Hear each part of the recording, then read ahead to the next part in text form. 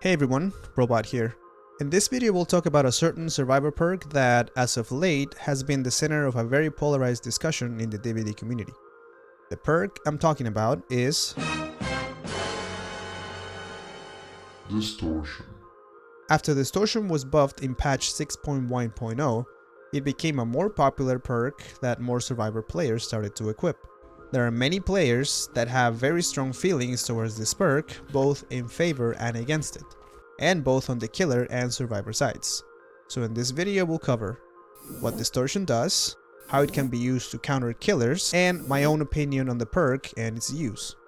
I typically stick to the practical application of perks and playstyles, but I figured I'd share my 2 cents on the topic this time, and then get beat up in the comment section.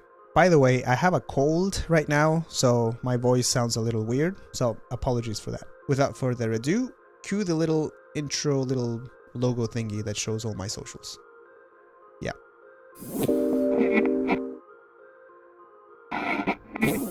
First, let's see what Distortion does. When you equip Distortion, you start the match with 3 tokens. A token is consumed when the killer attempts to reveal your aura, and the consumption of that token hides your aura and scratch marks from the killer for 10 seconds. But survivors can get a token back by spending 30 seconds within the killer's terror radius, and they can have a maximum of 3 tokens at any given time. Now, how can you use Distortion in a practical manner? To discuss this, we need to understand the ways killers can reveal the auras of survivors. At the time of this video, there are 24 perks that reveal the auras of survivors one way or another. I'll give you a few seconds to look at the list. And many killers have add-ons that reveal the auras of survivors as well. I won't list those here, but next time you play killer, check out their add-ons and you'll see what I'm talking about. So, as you can see, there's a good amount of ways killers can reveal the auras of survivors. Now let's talk about how you can use Distortion in a practical way. Now the first practical use of Distortion is, of course, stealthiness. Stealthiness? Plain stealth. So when you have Distortion equipped and have at least 1 token, the killer can't see you when they try to reveal your aura. So it's great when you want to hide, whether that's staying close to a gen that you're working on when the killer comes by, or just hiding around the map. The second practical use of Distortion is determining the killer's perks, or which perks they don't have. With so many killer perks and add-ons available that can reveal the survivor's auras, Distortion is very powerful. Here's a few in-game examples where I was able to determine which perks the killer had or didn't have equipped while I was playing with friends. She has barbecue. You don't got him? Okay, he has Floods of Rage. Let's go, homie.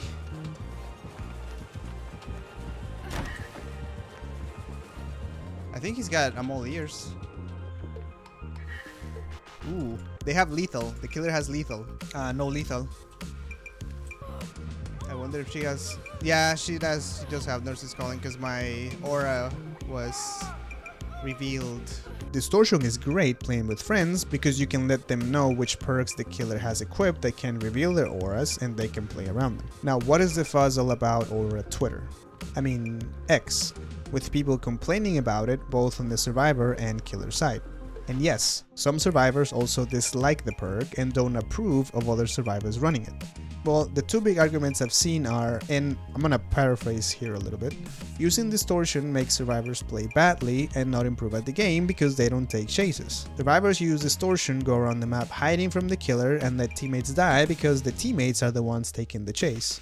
And the second argument is, it's boring for killers when survivors run Distortion because it counters aura reading.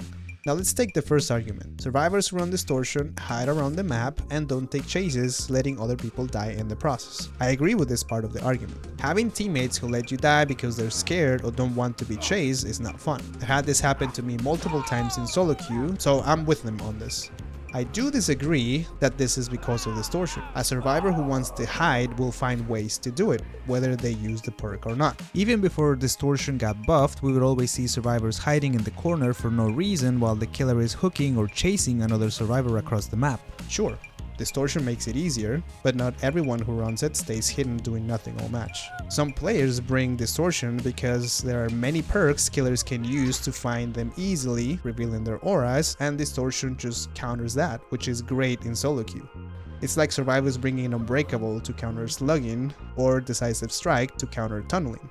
Now, does Distortion make Survivors automatically bad at the game because they don't take chases? Not necessarily. And the reason I have that opinion is because of the same arguments I just shared. Distortion has more use than just stealthing. It can provide a lot of information to Survivors. There will always be Survivors that are bad at chase or have no interest in getting chased. I do agree that someone that can waste the killer's time in chase is great for a team of Survivors. Because ultimately, if the killer can't pressure gens and Survivors manage to finish repairing them while a teammate keeps the killer busy in chase, that sets up the Survivors for a great a chance of escaping the match. I would argue that knowing where to go down is more important than being a god at looping, especially with so many anti-loop killers in the game.